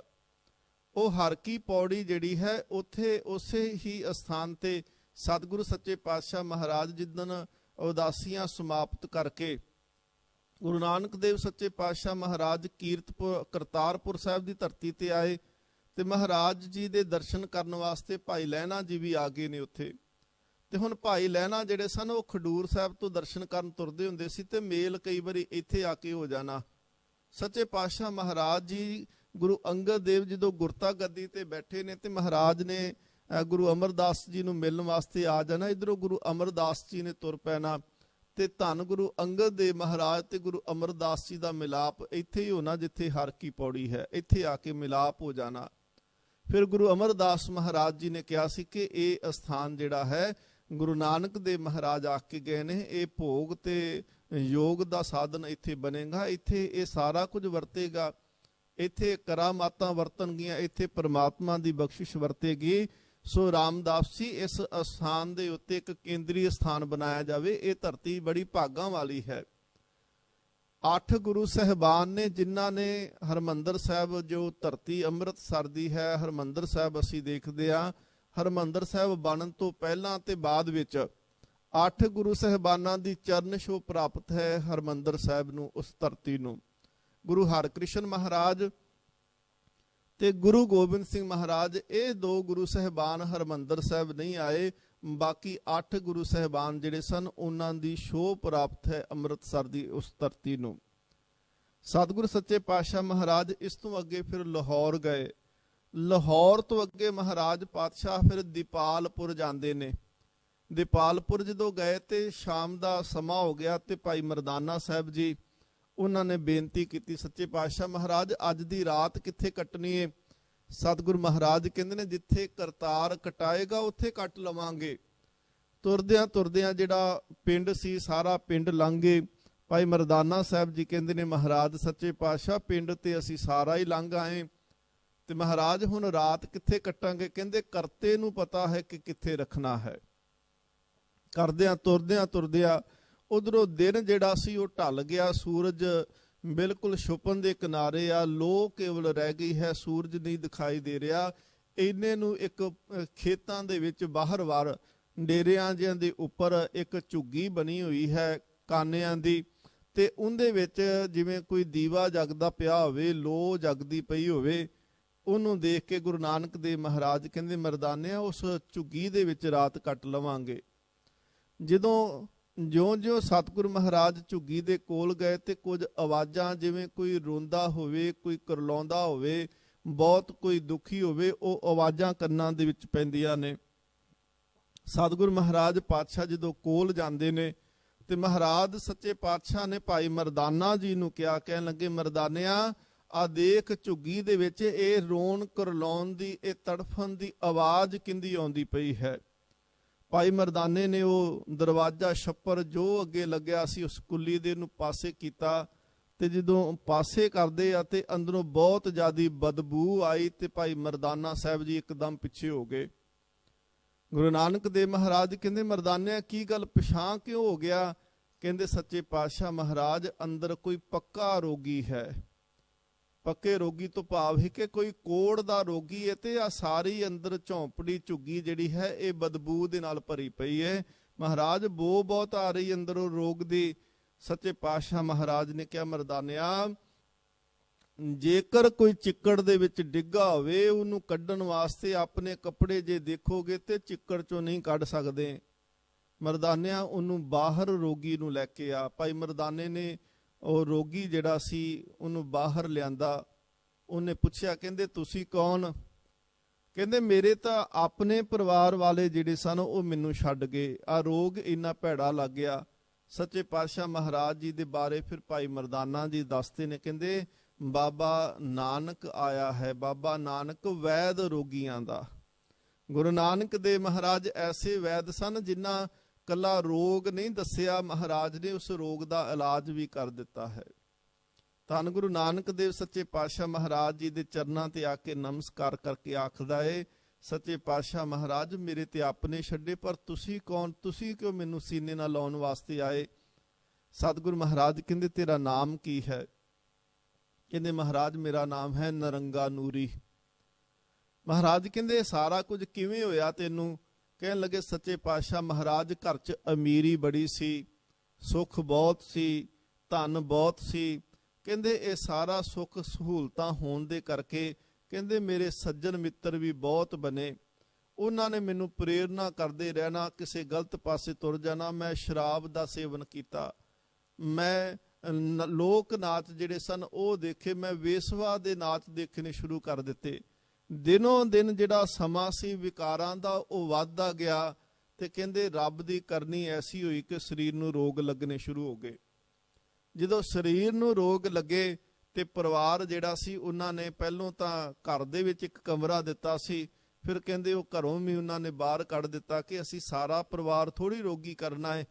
ਉਹਨਾਂ ਨੇ ਆ ਖੇਤਾਂ ਦੇ ਵਿੱਚ ਜਿਹੜੀ ਸੀ ਮੈਨੂੰ ਇੱਕ ਝੌਂਪੜੀ ਜੀ ਬਣਾ ਦਿੱਤੀ ਕਿ ਘਰ ਤੋਂ ਬਾਹਰ ਰਹਿ। ਜਿਹੜਾ ਨੌਕਰ ਮੈਂ ਆਪ ਲਿਆਂਦਾ, ਜਿਹਨੂੰ ਮੈਂ ਆਪ ਪਾਲਿਆ, ਉਹ ਨੌਕਰ ਜਿਹੜਾ ਸੀ ਉਹਨੇ ਵੀ ਮੇਰੀ ਸੇਵਾ ਕਰਨ ਤੋਂ ਇਨਕਾਰ ਕਰ ਦਿੱਤਾ। ਪਰਿਵਾਰ ਨੇ ਕਹਿਣਾ ਕਿ ਜਾਓ ਸਾਡੇ ਬਾਪੂ ਨੂੰ ਉੱਥੇ ਜਾ ਕੇ ਰੋਟੀ ਦੇ ਕੇ ਆ। ਉਹ ਕਹਿੰਦਾ ਜੀ ਤੁਸੀਂ ਆਪਣੀ ਸੇਵਾ ਕਰਾਉਣੀ ਹੈ ਤੇ ਮੈਂ ਕਰਨ ਨੂੰ ਤਿਆਰ ਆ, ਪਰ ਜੇਕਰ ਤੁਸੀਂ ਕਹੋ ਕਿ ਉਸ ਕੋੜੀ ਰੋਗੀ ਦੇ ਕੋਲ ਮੈਂ ਜਾਵਾਂ, ਮੈਂ ਬਿਲਕੁਲ ਨਹੀਂ ਜਾਵਾਂਗਾ। ਤੁਸੀਂ ਨੌਕਰ ਦਾ ਨਵੇਂ ਦਾ ਪ੍ਰਬੰਧ ਕਰ ਲਓ, ਮੈਂ ਨੌਕਰੀ ਛੱਡਣ ਨੂੰ ਵੀ ਤਿਆਰ ਆ। ਕਹਿੰਦੇ ਨੌਕਰ ਤਾਕਰ ਮੇਰਾ ਸਾਥ ਛੱਡ ਗਏ, ਮੇਰੇ ਆਪਣੇ ਪੁੱਤਰ ਧੀਆਂ ਪਰਿਵਾਰ ਘਰ ਵਾਲੇ ਸਾਰਿਆਂ ਨੇ ਸਾਥ ਛੱਡ ਦਿੱਤਾ। ਕਹਿੰਦੇ ਫਿਰ ਕਹਿੰਦੇ ਮੈਂ ਇੱਥੇ ਦਿਨ ਐਸੇ ਕੱਟੇ ਕਿ ਜੇਕਰ ਕੋਈ ਤੁਰਿਆ ਜਾਂਦਾ ਰਾਹੀ ਪਹਿਲੋਂ ਤਾਂ ਉਹਨਾਂ ਰੋਟੀ ਭੇਜ ਦੇਣੀ, ਫਿਰ ਉਹ ਵੀ ਆਉਣੋਂ ਬੰਦ ਹੋ ਗਈ। ਫਿਰ ਕਹਿੰਦੇ ਕੋਈ ਤੁਰੇ ਜਾਂਦੇ ਰਾਹੀ ਨੂੰ ਜੇਕਰ ਕਿਤੇ ਤਰਸ ਆਉਣਾ ਨਾ, ਤੇ ਉਹਨੇ ਆਪਣੀ ਬੰਨੀ ਹੋਈ ਰੋਟੀ ਜਿਹੜੀ ਨਾਲ ਲੈ ਕੇ ਜਾਣੀ, ਉਹਦੇ ਵਿੱਚੋਂ ਇੱਕ ਆਧ ਰੋਟੀ ਜਿਹੜੀ ਸੀ ਉਹ ਮੇਰੇ ਭਾਂਡੇ ਦੇ ਵਿੱਚ ਦੂਰੋਂ ਹੀ ਸੁੱਟ ਕੇ ਚਲੇ ਜਾਣਾ, ਤੇ ਮੈਂ ਉਹ ਖਾਣੀ ਤੇ ਗੁਜ਼ਾਰਾ ਕਰੀ ਜਾਣਾ। ਮਹਾਰਾਜ ਮੇਰੇ ਆਪਣੇ ਛੱਡ ਗਏ। ਸੱਚੇ ਪਾਤਸ਼ਾਹ ਮਹਾਰਾਜ ਕਹਿੰਦੇ ਇਹ ਰੋਗ ਤਾਂ ਹੋਇਆ, ਪਹਿਲੋਂ ਮਨ ਰੋਗੀ ਹੋਇਆ ਫਿਰ ਤਨ ਰੋਗੀ ਹੋ ਗਿਆ। ਪਹਿਲੋਂ ਮਨ ਦਾ ਰੋਗ ਲੱਗਿਆ, ਤੇ ਮਨ ਦੇ ਕਰਕੇ ਰੋਗ ਜਿਹੜਾ ਮਨ ਦੇ ਵਿੱਚ ਲੱਗਿਆ ਉਹਨੇ ਤਨ ਨੂੰ ਰੋਗੀ ਕਰ ਦਿੱਤਾ। ਮਨ ਦਾ ਰੋਗ ਪਹਿਲੋਂ ਲੱਗਿਆ ਹੈ। ਹੁਣ ਜਦੋਂ ਮਨ ਦੇ ਵਿੱਚ ਫੁਰਨੇ ਆਏ ਕਿ ਮੈਂ ਵਿਕਾਰ ਇਕੱਠੇ ਕਰਨੇ, ਪਹਿਲੋਂ ਮਨ ਨੇ ਹੀ ਸੋਚਿਆ ਨਾ ਕਿ ਆਹ ਕੁਝ ਚਾਹੀਦਾ ਹੈ, ਮੈਂ ਇਵੇਂ ਦੇ ਕੰਮ ਕਰਾਂ, ਮੈਂ ਇਵੇਂ ਦੀ ਸੰਗਤ ਕਰਾਂ। ਪਰ ਜਦੋਂ ਮਨ ਦੇ ਵਿੱਚ ਫੁਰਨੇ ਆਏ ਫਿਰ ਸਰੀਰ ਨੇ ਵੀ ਮੰਨ ਲਿਆ, ਬੁੱਧੀ ਨੇ ਵੀ ਮੰਨ ਲਿਆ, ਹਾਂ ਏਦਾਂ ਕਰ ਲਾ, ਤੇਰੇ ਤੋਂ ਤੇ ਸਾਰਾ ਕੁਝ ਹੈ, ਤੈਨੂੰ ਤੇ ਰੱਬ ਨੇ ਬੜਾ ਕੁਝ ਦਿੱਤਾ, ਤੇਰੇ ਤੋਂ ਤੇ ਇੰਨਾ ਧਨ ਆ ਉਹ ਮੁੱਕ ਹੀ ਨਹੀਂ ਸਕਦਾ। ਕਹਿੰਦੇ ਫਿਰ ਇਹ ਮਹਾਰਾਜ ਉੱਥੇ ਆਖਦੇ ਨੇ ਗੁਰੂ ਨਾਨਕ ਦੇਵ ਜੀ ਕਹਿਣ ਲੱਗੇ ਮਨ ਦੇ ਵਿੱਚ ਜਿਹੜੇ ਮਾੜੇ ਫੁਰਨੇ ਸਨ ਉਹਨਾਂ ਨੇ ਤਨ ਨੂੰ ਰੋਗੀ ਕਰਕੇ ਰੱਖ ਦਿੱਤਾ।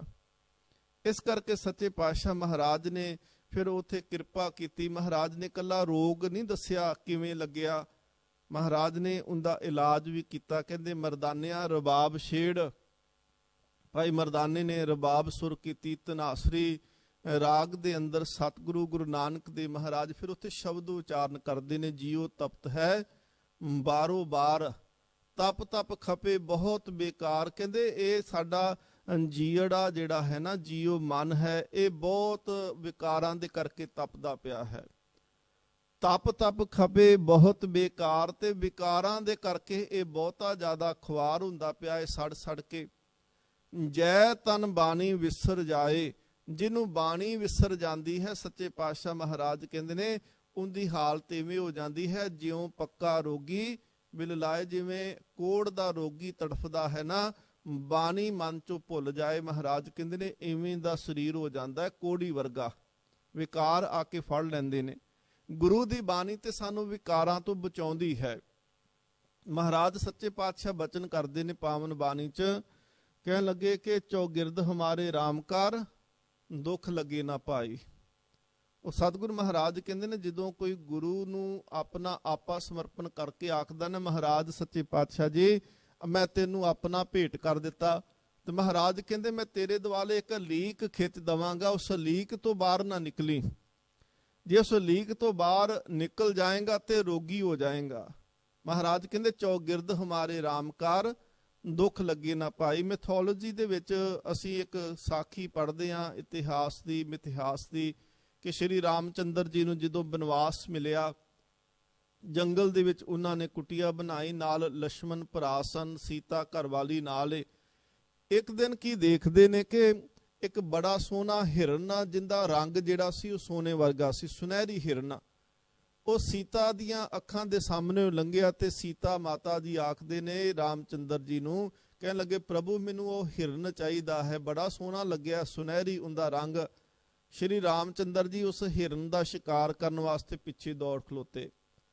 ਸਮਾਂ ਬਹੁਤ ਲੱਗ ਗਿਆ, ਉਹ ਹਿਰਨ ਨਾ ਫੜ ਕੇ ਆਏ, ਨਾ ਰਾਮਚੰਦਰ ਜੀ ਆਏ ਤੇ ਨਾ ਹਿਰਨ ਆਇਆ। ਸੀਤਾ ਜੀ ਨੂੰ ਚਿੰਤਾ ਹੋ ਗਈ ਕਿ ਵਾਪਸ ਕਿਉਂ ਨਹੀਂ ਆਏ। ਉਹਨਾਂ ਨੇ ਲక్ష్మణ ਛੋਟੇ ਭਰਾ ਜਿਹੜੇ ਸਨ ਰਾਮਚੰਦਰ ਜੀ ਦੇ, ਉਹਨੂੰ ਕਿਹਾ ਕਿ ਜਾਓ ਜਾ ਕੇ ਦੇਖੋ ਆਇਆ ਕਿਉਂ ਨਹੀਂ। ਕਹਿੰਦੇ ਨਹੀਂ, ਮੈਨੂੰ ਮੇਰੇ ਵੱਡੇ ਭਰਾ ਨੇ ਹੁਕਮ ਕੀਤਾ ਕਿ ਤੂੰ ਘਰੇ ਰਹਿਣਾ, ਤੂੰ ਇੱਥੋਂ ਨਹੀਂ ਕਿਤੇ ਜਾਣਾ। ਹੁਣ ਸੀਤਾ ਜੀ ਕਹਿੰਦੇ ਨੇ ਕਿ ਮੇਰਾ ਵੀ ਹੁਕਮ ਹੈ ਕਿ ਤੂੰ ਜਾ ਕੇ ਦੇਖ ਕੇ ਆ ਕਿ ਤੇਰੇ ਵੱਡੇ ਭਰਾ ਤਾਂ ਆਏ ਕਿਉਂ ਨਹੀਂ ਅਜੇ। ਉਹਨੇ ਫਿਰ ਇੱਕ ਗੱਲ ਕਹੀ, ਕਹਿਣ ਲੱਗਾ ਮਾਂ ਸੀਤਾ ਮੈਂ ਚੱਲਿਆ ਏ ਦੇਖਣ ਵਾਸਤੇ, ਤੇ ਇੱਕ ਕੰਮ ਕਰੀ, ਮੈਂ ਇੱਕ ਲੀਕ ਬਣਾ ਕੇ ਚੱਲਿਆ ਤੇਰੇ ਦੁਆਲੇ, ਇਸ ਲੀਕ ਨੂੰ ਘਰ ਤੋਂ ਬਾਹਰ ਪਾਰ ਨਾ ਕਰੀ। ਉਹਨੂੰ ਕਿਹਾ ਜਾਂਦਾ ਸੀ ਲక్ష్మణ ਰੇਖਾ। ਕਹਿੰਦੇ ਇਹ ਲੀਕ ਜਿਹੜੀ ਹੈ ਇਹ ਤੇਰੀ ਰੱਖਿਆ ਕਰੇਗੀ। ਹੁਣ ਜਦੋਂ ਲੀਕ ਵਾਕੇ ਚਲੇ ਗਿਆ, ਇੰਨੇ ਚਿਰ ਨੂੰ ਫਿਰ ਰਾਮਨ ਜਿਹੜਾ ਸੀ ਉਹ ਕਿਸੇ ਸਾਧੂ ਦਾ ਰੂਪ ਧਾਰਨ ਕੀਤਾ। ਹੁਣ ਅੱਗੇ ਲక్ష్మణ ਰੇਖਾ ਸੀ ਤੇ ਸਾਧੂ ਤਾਂ ਉਹ ਕੇਵਲ ਵਿਖਾਵੇ ਦਾ ਬਣਿਆ ਸੀ, ਪਰ ਉਹ ਆਇਆ ਤੇ ਹੋਰ ਕੰਮ ਵਾਸਤੇ ਸੀ। ਉਹਨੇ ਆ ਕੇ ਕਿਹਾ ਕਿ ਮੈਂ ਭਿੱਖਿਆ ਲੈਣ ਵਾਸਤੇ ਆ, ਮੇਰੀ ਝੋਲੀ ਵਿੱਚ ਕੁਝ ਦਾਨ ਪੁੰਨ ਪਾਓ। ਸੀਤਾ ਕੁਝ ਦਾਨ ਪੁੰਨ, ਆਟਾ ਇਤਿਆਦਿਕ ਲੈ ਕੇ ਆਈ ਜਦੋਂ, ਤੇ ਉਹਨੇ ਆ ਕੇ ਕਿਹਾ ਲਓ ਅੱਗੇ ਆਓ ਤੇ ਪਾ ਲਓ। ਕਹਿੰਦਾ ਨਹੀਂ ਮੈਂ ਅੱਗੇ ਨਹੀਂ ਆ ਸਕਦਾ, ਤੁਸੀਂ ਅੱਗੇ ਆ ਕੇ ਮੇਰੀ ਝੋਲੀ ਦੇ ਵਿੱਚ ਪਾਓ, ਮੇਰੇ ਭਾਂਡੇ 'ਚ ਦਾਤ ਪਾ ਦਿਓ। ਹੁਣ ਸੀਤਾ ਨੇ ਕਿਹਾ ਕਿ ਨਹੀਂ ਮੈਨੂੰ, ਤੇ ਲక్ష్మణ ਨੇ ਕਿਹਾ ਪਾਰ ਨਹੀਂ ਇਹ ਰੇਖਾ ਕਰਨੀ। ਫਿਰ ਉੱਥੇ ਉਹ ਸਾਧੂ ਕਹਿੰਦਾ ਜੇ ਤੁਸੀਂ ਕਿਸੇ ਸਾਧੂ ਦੀ ਬੇਅਦਬੀ ਕਰੋਗੇ ਤੇ ਮੈਂ ਸਰਾਪ ਦੇ ਦੇਵਾਂਗਾ। ਸੀਤਾ ਨੇ ਸਰਾਪ ਤੋਂ ਡਰਦਿਆਂ ਹੋਇਆਂ ਉਹ ਲక్ష్మణ ਰੇਖਾ ਜਿਹੜੀ ਸੀ ਉਹ ਪਾਰ ਕਰ ਲਈ। ਜਦੋਂ ਲక్ష్మణ ਰੇਖਾ ਪਾਰ ਕੀਤੀ, ਉਹ ਜਿਹੜਾ ਸੁਰੱਖਿਆ ਦਾ ਕਵਚ ਬਣਿਆ ਹੋਇਆ ਸੀ ਉਹਦੇ ਤੋਂ ਬਾਹਰ ਨਿਕਲੀ ਤੇ ਰਾਵਣ ਉਹਨੂੰ ਚੁੱਕ ਕੇ ਲੈ ਗਿਆ, ਜਿੰਦੇ ਕਰਕੇ ਫਿਰ ਰਾਮ ਦਾ ਤੇ ਰਾਵਣ ਦਾ ਬੜਾ ਭਾਰੀ ਯੁੱਧ ਹੋਇਆ, ਫਿਰ ਜਾ ਕੇ ਛਡਾਈ ਗਈ ਸੀਤਾ। ਇਹ ਸਾਖੀ ਇਸ ਕਰਕੇ ਸੁਣਾਈ ਹੈ ਕਿ ਮਹਾਰਾਜ ਸੱਚੇ ਪਾਤਸ਼ਾਹ ਕਹਿੰਦੇ ਮੈਂ ਤੇਰੇ ਦੁਆਲੇ ਨਾ ਇੱਕ ਰਹਿਤ ਮਰਿਆਦਾ ਦੀ ਲੀਕ ਬਣਾਈ ਹੈ, ਕਿ ਇਹ ਰਹਿਤ ਮਰਿਆਦਾ ਦੇ ਅਰਥ ਹੁੰਦੇ ਨੇ ਮਰੀਮ ਸ਼ਬਦ ਤੋਂ ਬਣਿਆ, ਜਿਵੇਂ ਕੰਢੇ ਹੋਣ ਦਰਿਆ ਦੇ ਕੰਢੇ, ਦਰਿਆ ਕੰਢਿਆਂ ਦੇ ਵਿੱਚ ਚੱਲਦਾ ਹੈ ਨਾ, ਦਰਿਆ ਦੋ ਬੰਨਾਂ ਦੇ ਵਿੱਚ ਚੱਲਦਾ ਹੈ, ਵਿਚਕਾਰ ਦਰਿਆ ਚੱਲੇਗਾ, ਆਸੇ ਪਾਸੇ ਬੰਨ ਨੇ, ਪਰ ਜੇ ਉਹ ਦਰਿਆ ਬੰਨਾਂ ਤੋਂ ਬਾਹਰ ਨਿਕਲ ਜਾਏ ਤੇ ਹੜ੍ਹ ਆ ਜਾਂਦਾ ਹੈ। ਮਹਾਰਾਜ ਕਹਿੰਦੇ ਨੇ ਕਿ ਇਹ ਮਰਿਆਦਾ ਤੈਨੂੰ ਦੇ ਦਿੱਤੀ ਆ, ਤੂੰ ਹੁਕਮ ਦੇ ਵਿੱਚ ਰਹਿਣਾ ਹੈ, ਮਰਿਆਦਾ ਤੋਂ ਬਾਹਰ ਨਹੀਂ ਜਾਣਾ। ਰਹਿਣੀ ਰਹੇ ਸੋਈ ਸਿੱਖ ਮੇਰਾ, ਉਹ ਸਾਹਿਬ ਮੈਂ ਉਸਕਾ ਚੇਰਾ। ਤੇ ਜੇ ਮਰਿਆਦਾ ਤੋਂ ਬਾਹਰ ਜਾਏਗਾ ਤੇ ਵਿਕਾਰ ਤੈਨੂੰ ਚੁੱਕ ਕੇ ਲੈ ਜਾਣਗੇ, ਜਿਵੇਂ ਸੀਤਾ ਨੂੰ ਰਾਵਣ ਚੁੱਕ ਕੇ ਲੈ ਗਿਆ ਸੀ। ਇਹ ਮਰਿਆਦਾ ਤੋਂ ਬਾਹਰ ਨਿਕਲੇਗਾ, ਕਾਮ ਮਰਿਆਦਾ ਤੋਂ ਬਾਹਰ ਨਿਕਲ ਜਾਏਗਾ ਤੇ ਤੇਰਾ ਜੀਵਨ ਖਰਾਬ ਹੋ ਜਾਏਗਾ। ਲੋਭ ਬਾਹਰ ਨਿਕਲ ਜਾਏਗਾ ਤੇ ਤੂੰ ਲੋਭੀ ਹੋ ਜਾਏਗਾ। ਜੇ ਹੰਕਾਰ ਬਾਹਰ ਨਿਕਲ ਜਾਏਗਾ ਤੇ ਤੂੰ ਹੰਕਾਰੀ ਹੋ ਜਾਏਗਾ। ਜੇ ਕ੍ਰੋਧ ਬਾਹਰ ਨਿਕਲੇਗਾ ਤੇ ਤੂੰ ਕ੍ਰੋਧੀ ਹੋ ਜਾਏਗਾ। ਇਸ ਕਰਕੇ ਮਹਾਰਾਜ ਪਾਤਸ਼ਾਹ ਨੇ ਕਿਹਾ, ਕਹਿਣ ਲੱਗੇ ਕਿ ਜੀਵਨ ਜਿਹੜਾ ਹੈ ਜਦੋਂ ਮਰਿਆਦਾ ਤੋਂ ਬਾਹਰ ਨਿਕਲਦਾ ਹੈ ਉਦੋਂ ਫਿਰ ਮਨ ਦੇ ਵਿੱਚ ਵਿਕਾਰ ਪੈਦਾ ਹੁੰਦੇ ਨੇ, ਤੇ ਗੁਰੂ ਐਸੀ ਬਖਸ਼ਿਸ਼ ਕਰਦਾ ਹੈ ਕਿ ਗੁਰੂ ਕਹਿੰਦਾ ਕਿ ਨਹੀਂ ਮੈਂ ਤੇਰੇ ਜੀਵਨ ਨੂੰ ਇੱਕ ਮਰਿਆਦਾ ਵਿੱਚ ਬੰਨ ਕੇ ਰੱਖਣਾ। ਇਸ ਕਰਕੇ ਮਹਾਰਾਜ ਕਹਿੰਦੇ ਨੇ ਚੌਗਿਰਦ ਹਮਾਰੇ ਰਾਮਕਾਰ, ਦੁੱਖ ਲੱਗੇ ਨਾ ਭਾਈ, ਸਤਿਗੁਰ ਪੂਰਾ ਭੇਟਿਆ ਜਿਨ ਬੰਤ ਬਣਾਈ। ਇਹ ਮਹਾਰਾਜ ਨੇ ਉਚਾਰਨ ਇੱਥੋਂ ਸ਼ੁਰੂ ਹੁੰਦਾ ਹੈ ਜੀ, ਤਾਤੀ ਵਾਰ ਨਾ ਲੱਗੇ। ਜਿਹੜਾ ਗੁਰੂ ਦਾ ਬਣ ਜਾਂਦਾ ਉਹਨੂੰ ਤੱਤੀ ਵਾਰ ਨਹੀਂ ਲੱਗਣ ਦਿੰਦਾ। ਇਤਿਹਾਸ ਦੇ ਵਿੱਚ ਬਹੁਤ ਸਾਖੀਆਂ ਨੇ। ਬਾਬਾ ਬਿਧੀ ਚੰਦ ਸਾਹਿਬ ਦੀ ਸਾਖੀ ਹੈ ਕਿ ਉਹ ਬਲ ਦੇ ਭੱਠ ਦੇ ਵਿੱਚ ਬਹਿ ਗਏ ਤੇ ਬਲ ਦਾ ਭੱਠ ਜਿਹੜਾ ਹੈ ਉਹਨੇ ਇੱਕ ਰੋਮ ਤੱਕ ਨਹੀਂ ਬਾਬਾ ਬਿਧੀ ਚੰਦ ਜੀ ਦਾ ਸਾੜਿਆ। ਮਹਾਰਾਜ ਪਾਤਸ਼ਾਹ ਕਹਿੰਦੇ ਤਾਤੀ ਵਾਓ ਨਾ ਲੱਗਈ, ਪਾਰ ਬ੍ਰਹਮ ਸਰਨਾਈ, ਚੌਗਿਰਦ ਹਮਾਰੇ ਰਾਮ ਕਰ, ਦੁੱਖ ਲੱਗੇ ਨਾ ਭਾਈ, ਸਤਿਗੁਰ ਪੂਰਾ ਭੇਟਿਆ ਜਿਨ ਬੰਤ ਬਣਾਈ। ਰਾਮ ਨਾਮ ਔਖਦ ਦਿਆ ਏਕਾ ਲਿਵਲਾਈ, ਰਾਖ ਲਿਏ ਤਿਨ ਰੱਖਣ ਹਾਰ ਸਭ ਵਿਆਦ ਮਿਟਾਈ, ਕਹੋ ਨਾਨਕ ਕਿਰਪਾ ਭਈ ਪ੍ਰਭ ਭਏ ਸਹਾਈ। ਸਤਿਗੁਰ ਮਹਾਰਾਜ ਜੀ ਨੇ ਫਿਰ ਨਰੰਗੇ ਨੂਰੀ ਨੂੰ ਉਹ ਸ਼ਬਦ ਸੁਣਾਇਆ, ਜਿਉ ਤਪਤ ਹੈ ਬਾਰੋ ਬਾਰ। ਜਿਉਂ ਜਿਉਂ ਨਰੰਗਾ ਨੂਰੀ ਸਤਿਗੁਰ ਮਹਾਰਾਜ ਜੀ ਦੀ ਰਸਨਾ ਤੋਂ ਇਹ ਪਾਵਨ ਬਚਨ ਸੁਣਦਾ ਪਿਆ ਹੈ ਨਾ, ਤਿਉਂ ਉਹਦੇ ਅੰਦਰ ਨੂੰ ਠੰਡ ਪੈਣੀ ਸ਼ੁਰੂ ਹੋਈ। ਉਹਦਾ ਰੋਗ ਅਸਲ ਦੇ ਵਿੱਚ ਜਿਹੜਾ ਰੋਗੀ ਹੋਏਗਾ ਨਾ, ਕੋੜ ਦਾ ਰੋਗੀ, ਉਹਦੇ ਰੋਗ ਦੇ ਵਿੱਚੋਂ ਉਹਦੇ ਸਰੀਰਾਂ ਦੇ ਜ਼ਖਮ ਜਿਹੜੇ ਨੇ ਜਿਉਂ-ਜਿਉਂ ਉਹਨਾਂ ਦੇ ਵਿੱਚੋਂ ਉਹ ਪਾਕ ਨਿਕਲੇਗੀ ਤਿਉਂ ਉਹ ਜ਼ਿਆਦਾ ਤੜਫਦਾ ਏ, ਤਿਉਂ ਉਹਦੇ ਸਰੀਰ ਨੂੰ ਜ਼ਿਆਦਾ ਸਾੜ ਪਏਗਾ, ਜ਼ਿਆਦਾ ਉਹਨੂੰ ਤੜਫ ਹੋਏਗੀ। ਪਰ ਗੁਰੂ ਨਾਨਕ ਦੇਵ ਮਹਾਰਾਜ ਜੀ ਦਾ ਸ਼ਬਦ ਜਿਉਂ-ਜਿਉਂ ਉਹਨੇ ਸੁਣਨਾ ਸ਼ੁਰੂ ਕੀਤਾ, ਸਤਿਗੁਰੂ ਮਹਾਰਾਜ ਜੀ ਦੇ ਚਰਨਾਂ ਵਿੱਚ ਸੀਸ ਰੱਖ ਦਿੱਤਾ ਤੇ ਧੰਨ ਗੁਰੂ ਨਾਨਕ ਦੇਵ ਮਹਾਰਾਜ ਜੀ ਸ਼ਬਦ ਸੁਣਾਉਂਦੇ ਪਏ ਨੇ, ਜੀਉ ਤਪਤ ਹੈ ਬਾਰੋ ਬਾਰ, ਤਪ ਤਪ ਖਪੇ ਬਹੁਤ ਬੇਕਾਰ, ਜੈ ਤਨ ਬਾਣੀ ਵਿਸਰ ਜਾਏ, ਜੋ ਪੱਕਾ ਰੋਗੀ ਵਿਲ ਲਾਏ। ਬਹੁਤਾ ਬੋਲਣ ਚਖਣ ਹੋਏ, ਬਿਨ ਬੋਲੇ ਜਾਣੇ ਸਭ ਸੋਏ, ਜਿਨ ਕੰਨ ਕੀਤੇ ਅੱਖੀ ਨਾਕ, ਜਿਨ ਜਿਹਵਾ ਦਿੱਤੀ ਬੋਲੇ ਤਾਤ। ਮਹਾਰਾਜ ਸੱਚੇ ਪਾਤਸ਼ਾਹ ਜਿਉਂ-ਜਿਉਂ ਸ਼ਬਦ ਗਾਈ ਗਏ ਤਿਉਂ ਉਹਦਾ ਰੋਗ ਜਿਹੜਾ ਸੀ ਉਹ ਠੀਕ ਹੋਣਾ ਸ਼ੁਰੂ ਹੋ ਗਿਆ। ਕੋੜੀਆਂ ਦੇ ਰੋਗ ਠੀਕ ਹੋਏ। ਹਰਿਮੰਦਰ ਸਾਹਿਬ 'ਚ ਅੱਜ ਵੀ ਜਦੋਂ ਤੁਸੀਂ ਦਰਸ਼ਨ ਕਰਨ ਵਾਸਤੇ ਜਾਓ, ਧੰਨ ਹੈ ਬੀਬੀ ਰਜਨੀ, ਜਿੰਦਾ ਭਰੋਸਾ ਗੁਰੂ ਨਾਨਕ ਦੇ ਚਰਨਾਂ ਤੋਂ ਨਹੀਂ ਡੋਲਿਆ। ਗੁਰੂ ਰਾਮਦਾਸ ਮਹਾਰਾਜ ਜੀ ਦੇ ਚਰਨਾਂ ਤੇ ਇੰਨਾ ਭਰੋਸਾ ਬੀਬੀ ਰਜਨੀ ਨੂੰ, ਕੋੜੀ ਪਤੀ ਦੇ ਨਾਲ ਉਹਦੇ ਪਿਤਾ ਦੁਨੀ ਚੰਦ ਨੇ ਵਿਆਹ ਕਰ ਦਿੱਤਾ। ਪੱਟੀ ਦੀ ਰਹਿਣ ਵਾਲੀ ਸੀ। ਹੁਣ ਦੁਨੀ ਚੰਦ ਜਿਹੜਾ ਸੀ ਉਹ ਰੱਬ ਤੋਂ ਆਕੀ ਹੋ ਗਿਆ। ਧੀਆਂ 5-6 ਸੀ। ਉਹਨੇ ਪੁੱਛਿਆ, ਕਹਿਣ ਲੱਗਾ ਦੱਸੋ ਕਿੰਦਾ ਦਿੱਤਾ ਖਾਂਦੀਆਂ ਜੇ? ਸਾਰੀਆਂ ਨੇ ਕਿਹਾ ਪਿਤਾ ਜੀ ਤੁਹਾਡਾ ਦਿੱਤਾ ਖਾਂਦੀਆਂ ਨੇ। ਸਾਰਿਆਂ ਤੋਂ ਛੋਟੀ ਬੀਬੀ ਰਜਨੀ ਕਹਿੰਦੀ ਨਹੀਂ, ਰੱਬ ਦਾ ਦਿੱਤਾ ਖਾਂਦੀਆਂ। ਕਹਿੰਦਾ ਨਹੀਂ, ਖਵਾਉਂਦਾ ਮੈਂ ਪਿਆ। ਕਹਿੰਦੀ ਤੁਸੀਂ ਵੀ ਤਾਂ ਖਵਾਉਂਦੇ ਜੇ ਰੱਬ ਤੁਹਾਨੂੰ ਦਿੰਦਾ ਪਿਆ। ਤਾਂ ਗੁੱਸੇ ਵਿੱਚ ਆ ਕੇ ਆਪਣੀ ਹੀ ਧੀ ਦਾ ਵਿਆਹ ਜਿਹੜਾ ਸੀ ਕੋੜੀ ਦੇ ਨਾਲ ਕਰਤਾ। ਕਹਿੰਦਾ ਮੈਂ ਦੇਖਦਾ ਤੈਨੂੰ ਰੱਬ ਕਿੰਨਾ ਕੁ ਦਿੰਦਾ ਹੈ। ਹੰਕਾਰੀ ਜਿਹੜਾ ਬੰਦਾ ਹੈ ਉਹ ਆਪਣਿਆਂ ਦੇ ਨੁਕਸਾਨ ਕਰਨ ਤੋਂ ਵੀ ਕਦੀ ਪੈਰ ਪਿਛਾਂਹ ਨਹੀਂ ਕਰਦਾ, ਉਹ ਆਪਣਿਆਂ ਦਾ ਵੀ ਨੁਕਸਾਨ ਕਰਦਾ, ਸਕੇ ਧੀਆਂ ਪੁੱਤਰਾਂ ਦਾ ਨੁਕਸਾਨ ਕਰ ਦਿੰਦਾ ਹੈ। ਬੀਬੀ ਰਜਨੀ ਦਾ ਵਿਆਹ, ਆਪਣੀ ਧੀ ਦਾ ਵਿਆਹ ਕੋੜੀ ਦੇ ਨਾਲ ਕਰ ਦਿੱਤਾ। ਬੀਬੀ ਰਜਨੀ ਫਿਰ ਵੀ ਸ਼ੁਕਰਾਨੇ ਦੇ ਵਿੱਚ ਕੋੜੀ ਪਤੀ ਨੂੰ ਲੈ ਕੇ ਤੁਰਦਿਆਂ ਉਹ ਅੰਮ੍ਰਿਤਸਰ ਪਹੁੰਚੀ। ਆਪ ਜਿਹੜੀ ਸੀ ਪਿੰਡ ਦੇ ਵਿੱਚ ਰੋਟੀ ਪਾਣੀ ਦਾ ਪ੍ਰਬੰਧ ਮੰਗਣ ਵਾਸਤੇ ਚਲੇ ਗਏ ਤੇ ਹਰਿਮੰਦਰ ਸਾਹਿਬ ਦੇ ਉਹ ਸਰੋਵਰ ਦੇ ਵਿੱਚੋਂ ਕਾਲੇ ਕਾਂ ਜਿਹੜੇ ਸੀ ਉਹ ਚਿੱਟੇ ਹੁੰਦੇ ਦੇਖੇ ਉਹਦੇ ਕੋੜੀ ਪਤੀ ਨੇ। ਉਹਨੇ ਵੀ ਆਪਣੇ ਉਹ ਟੋਕਰੇ ਚੋਂ ਬਾਹਰ ਨਿਕਲਿਆ, ਰਿੜ ਰੁੜ ਕੇ ਉਹਨੇ ਉਸ ਸਰੋਵਰ ਦੇ ਵਿੱਚ ਇਸ਼ਨਾਨ ਕੀਤਾ। ਉਹਦਾ ਰੋਗ ਦੂਰ ਹੋ ਗਿਆ। ਕਾਇਆ ਜਿਹੜੀ ਸੀ ਉਹ ਕੰਚਨ ਵਰਗੀ ਹੋ ਗਈ। ਬਿਲਕੁਲ ਰੋਗ ਦਾ ਨਾਮੋ ਨਿਸ਼ਾਨ ਨਾ ਰਿਹਾ। ਕੇਵਲ ਇੱਕ ਚੀਚੀ ਜਿਹੜੀ ਸੀ ਉਹਨੇ ਉਂਗਲ, ਛੋਟੀ ਫਿੰਗਰ ਜਿਹੜੀ ਸੀ ਉਹ ਬਾਹਰ ਰੱਖੀ ਜਲ ਦੇ ਵਿੱਚੋਂ। ਉਹ ਇਸ ਕਰਕੇ ਰੱਖੀ ਕਿ ਮੈਂ ਦਿਖਾ ਸਕਾਂ ਕਿ ਮੇਰਾ ਇੱਥੇ ਇਸ਼ਨਾਨ ਕਰਨ ਦੇ ਨਾਲ ਆ ਰੋਗ ਖਤਮ ਹੋਇਆ ਹੈ। ਇਹ ਗੁਰੂ ਨਾਨਕ ਦੇ ਘਰ ਦੀ ਵਡਿਆਈ ਹੈ। ਸੱਚੇ ਪਾਤਸ਼ਾਹ ਮਹਾਰਾਜ ਜਿਹੜੇ ਨੇ ਉਹ ਚਾਹਣ ਤੇ ਬਹੁਤ ਕਰ ਸਕਦੇ ਨੇ। ਜਿਹੜੇ ਅਸਾਧ ਰੋਗ ਨੇ ਉਹਨਾਂ ਦੇ ਰੋਗ ਠੀਕ ਹੋ ਜਾਂਦੇ ਨੇ। ਅੱਜ ਵੀ ਹਰਿਮੰਦਰ ਸਾਹਿਬ ਦੇ ਅੰਦਰ ਨਾ ਬਹੁਤ ਸਾਰੇ ਐਸੇ ਲੋਕ ਆਉਂਦੇ ਨੇ ਜਿਨ੍ਹਾਂ ਨੂੰ ਤਨ ਨੂੰ ਐਸੇ ਰੋਗ ਲੱਗ ਗਏ, ਕਿਸੇ ਨੂੰ ਕੈਂਸਰ ਹੋ ਗਈ, ਕਿਸੇ ਨੂੰ ਬ੍ਰੇਨ ਟਿਊਮਰ ਹੋਇਆ। ਪਰ ਗੁਰੂ ਨਾਨਕ, ਗੁਰੂ ਰਾਮਦਾਸ ਮਹਾਰਾਜ ਜੀ ਦੇ ਘਰ ਦੇ ਵਿੱਚ ਆਏ, ਸੇਵਾ ਕੀਤੀ, ਬਾਣੀ ਨੂੰ ਅਦਬ ਪਿਆਰ ਦੇ ਨਾਲ ਸੁਣਿਆ। ਤੇ ਵਾਸੂ ਭਾਰਦਵਾਜ ਵਰਗੇ ਜਿਹੜੇ ਨਾਸਾ ਦੇ ਵਿੱਚ ਸਾਇੰਟਿਸਟ ਸੀ, ਉਹਨੂੰ ਬ੍ਰੇਨ ਟਿਊਮਰ ਸੀ ਤੇ ਡਾਕਟਰਾਂ ਨੇ ਕਹਿ ਦਿੱਤਾ ਤੁਸੀਂ ਕੁਝ ਦਿਨਾਂ ਦੇ ਮਹਿਮਾਨ ਹੋ। ਪਰ ਹਰਿਮੰਦਰ ਸਾਹਿਬ ਵਿੱਚ ਜਾ ਕੇ ਉਹਨਾਂ ਨੇ ਬਾਣੀ ਦਾ ਪਾਠ ਜਿਹੜਾ ਸੀ ਮਨ ਕਰਕੇ ਸੁਣਨਾ ਕੀਤਾ ਤੇ ਬਾਣੀ ਦਾ, ਗੁਰੂ ਗ੍ਰੰਥ ਸਾਹਿਬ ਮਹਾਰਾਜ ਜੀ ਦਾ ਅਖੰਡ ਪਾਠ ਸਾਹਿਬ ਦਾ ਭੋਗ ਪੈਂਦਿਆਂ ਤੱਕ ਰੋਗ ਜਿਹੜਾ ਸੀ ਉਹ ਖਤਮ ਹੋ ਗਿਆ। ਜਿਹੜੇ ਡਾਕਟਰ ਕਹਿੰਦੇ ਸੀ ਨਾ ਕਿ ਤੂੰ ਖਤਮ ਹੋ ਜਾਏਗਾ, ਤੇਰਾ ਇਲਾਜ ਦੁਨੀਆ 'ਚ ਕੋਈ ਡਾਕਟਰ ਨਹੀਂ ਕਰ ਸਕਦਾ, ਜਿੰਦਾ ਕੋਈ ਡਾਕਟਰ ਇਲਾਜ ਨਹੀਂ ਕਰ ਸਕਦਾ, ਉਹਦਾ ਇਲਾਜ ਗੁਰੂ ਰਾਮਦਾਸ ਮਹਾਰਾਜ ਕਰ ਦਿੰਦੇ ਨੇ। ਪਰ ਭਰੋਸਾ ਲੈ ਕੇ ਜੇਕਰ ਕੋਈ ਜਾਵੇ, ਅੱਜ ਗੁਰੂ ਰਾਮਦਾਸ ਮਹਾਰਾਜ ਆਖਦੇ ਨੇ ਜਿਨ ਕੈ ਅੰਤਰ ਵਸਿਆ ਮੇਰਾ ਹਰ ਹਰ ਤਿਨਕੇ ਸਭ ਰੋਗ ਗਵਾਏ। ਜਿਹੜਾ ਆਪਣੇ ਮਨ ਦੇ ਵਿੱਚ ਨਾ ਪਰਮਾਤਮਾ ਨੂੰ ਵਸਾ ਲੈਂਦਾ, ਮਾਲਕ ਜੀ ਆਖਦੇ ਨੇ ਉਹਦੇ ਸਾਰੇ ਰੋਗ ਚਲੇ ਜਾਂਦੇ ਨੇ। ਉਹਦੇ ਅੰਦਰ ਕੋਈ ਰੋਗ ਨਹੀਂ ਰਹਿੰਦਾ, ਨਾ ਤਨ ਦਾ ਰੋਗ ਰਹਿੰਦਾ ਹੈ, ਨਾ ਮਨ ਦਾ ਰੋਗ ਰਹਿੰਦਾ ਹੈ। ਤੇ ਮੁਕਤ ਭਏ ਜਿਨ ਹਰ ਨਾਮ ਧਿਆਇਆ, ਤਿਨ ਪਵਿੱਤ ਪਰਮ ਪਦ ਪਾਏ। ਸਤਿਗੁਰੂ ਗੁਰੂ ਰਾਮਦਾਸ ਮਹਾਰਾਜ ਜੀ ਆਖਦੇ ਨੇ ਤੇ ਮੁਕਤ ਭਏ, ਉਹ ਮੁਕਤ ਹੋ ਗਏ। ਜਿਨ੍ਹਾਂ ਨੇ ਨਾਮ ਜਪਿਆ, ਮਹਾਰਾਜ ਕਹਿੰਦੇ ਉਹ ਮੁਕਤ ਹੋ ਗਏ। ਹਰ ਨਾਮ ਧਿਆਇਆ, ਨਾਮ ਨੂੰ ਜਪਣ ਦੇ ਕਰਕੇ ਮੁਕਤੀ ਪ੍ਰਾਪਤ ਹੋਈ। ਤਿੰਨ ਪਵਿੱਤ ਪਰਮ ਪਦ ਪਾਏ। ਜਿਹੜੇ ਸੀ ਪਾਪਾਂ ਕਰਕੇ ਉਹ ਮਲੀਨ ਸੀ, ਪਰ ਨਾਮ ਜਪਣ ਕਰਕੇ ਉਹਨਾਂ ਦੀ ਮੈਲ ਜਿਹੜੀ ਲੱਥ ਗਈ, ਜਿੰਦੇ ਕਰਕੇ ਉਹ ਪਵਿੱਤਰ ਹੋ ਗਏ ਤੇ ਪਰਮ ਪਦਵੀ ਜਿਹੜੀ ਸੀ, ਸ੍ਰੇਸ਼ਟ ਪਦਵੀ, ਜਿਹਨੂੰ ਭਗਤਾਂ ਦੀ ਪਦਵੀ ਆਖਦੇ ਆ, ਜਿਨ੍ਹਾਂ ਨੂੰ ਸੰਤਾਂ ਦੀ ਪਦਵੀ ਆਖਦੇ ਆ, ਉਹ ਪਦਵੀ ਪ੍ਰਾਪਤ ਹੋਈ, ਜਿਵੇਂ ਗਨਕਾ ਨੂੰ ਪ੍ਰਾਪਤ ਹੋ ਗਈ ਸੀ। ਕਿ ਵਿਕਾਰਾਂ ਦੇ ਵਿੱਚ ਫਸੀ ਗਨਕਾ ਨਾਮ ਜਪਦੀ ਜਪਦੀ ਇੰਨੀ ਪਵਿੱਤਰ ਹੋ ਗਈ, ਸੁਆ ਪੜਾਵਤ ਗਨਕਾ ਤਰੇ ਸੋਹਰ ਨੈਨੋ ਕੀ ਪੁੱਤਰੀ।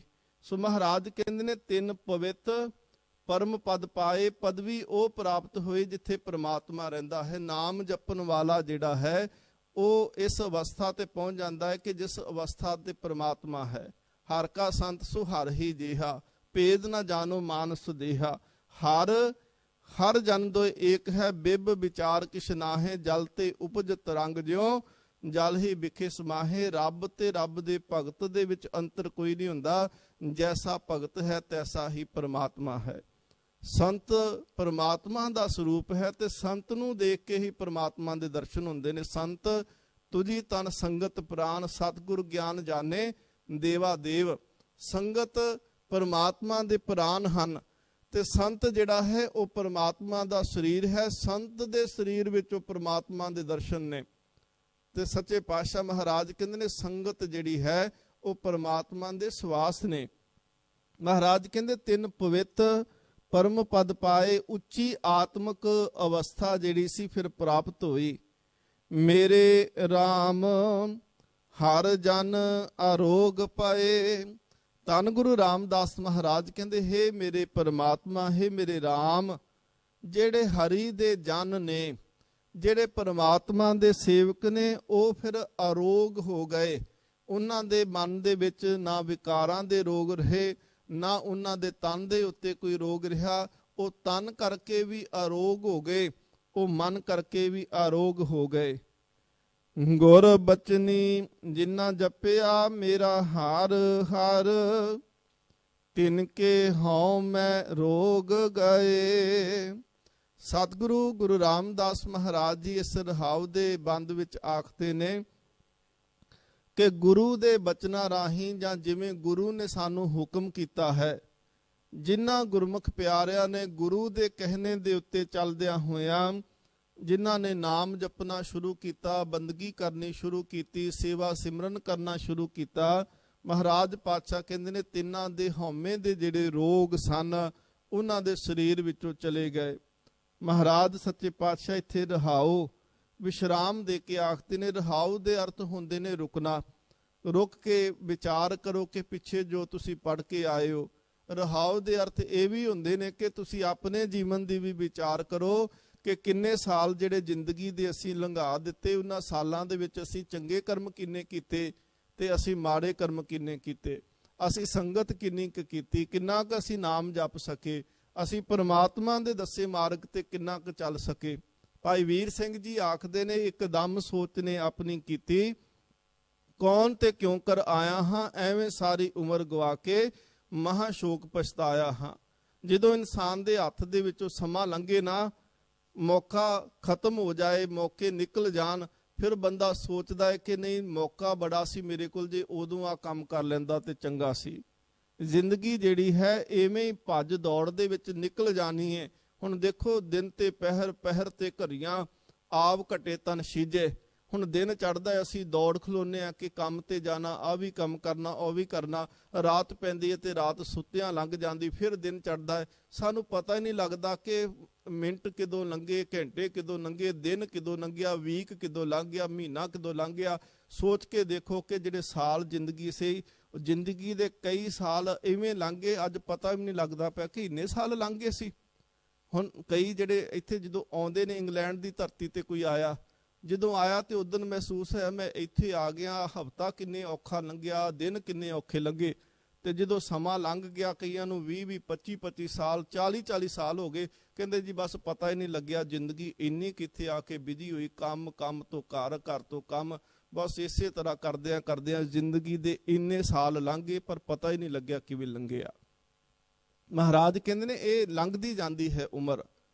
ਰਾਤ ਗਵਾਏ ਸੋਏ ਕੇ, ਦਿਵਸ ਗਵਾਇਆ ਖਾਏ, ਹੀਰੇ ਜੈਸਾ ਜਨਮ ਹੈ ਕੌਡੀ ਬਦਲੇ ਜਾਏ। ਪ੍ਰਾਣੀ ਤੂੰ ਆਇਆ ਲਾਹਾ ਲੈਣ, ਲੱਗਾ ਕਿਤਕ ਫੁਕੜੇ, ਸਭ ਮੁੱਕਦੀ ਚੱਲੀ ਰਹਿਣ।